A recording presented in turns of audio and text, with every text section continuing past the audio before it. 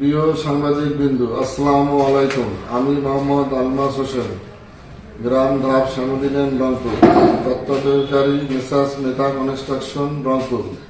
2025 তারিখে ইজিপিতে পত্র এমএচআর সরবরাহের জন্য কর্তৃপক্ষ দরপত্র আহ্বান করেছে।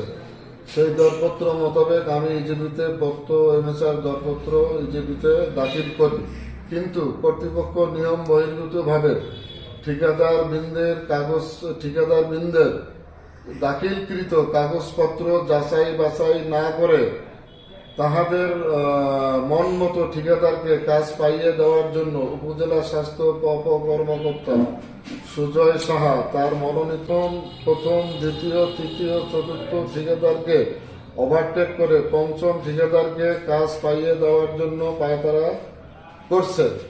আমি মেধা কনস্ট্রাকশন তত্ত্বাবধায়কারী দীর্ঘ 25 বছর যাবৎ সুনামের সহিত ঠিকাদারি কাজ ও সরবরাহের কাজ করিয়া আসিতেছি।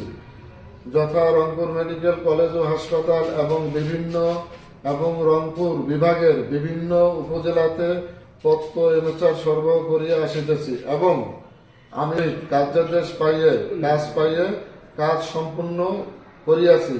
কিন্তু কাউনিয়া উপজেলা স্বাস্থ্য কর্মকর্তা সুজয় সাহা তার স্বার্থে আঘাত হানার কারণে এবারের ইজিপি টেন্ডারের সকল ঠিকাদারের কাগজপত্র সঠিকভাবে যাচাই বাছাই না করে তার মনোনীত ব্যক্তিকে কাজ পাইয়ে দিতে দুর্নীতির আশ্রয় গ্রহণ করেছেন।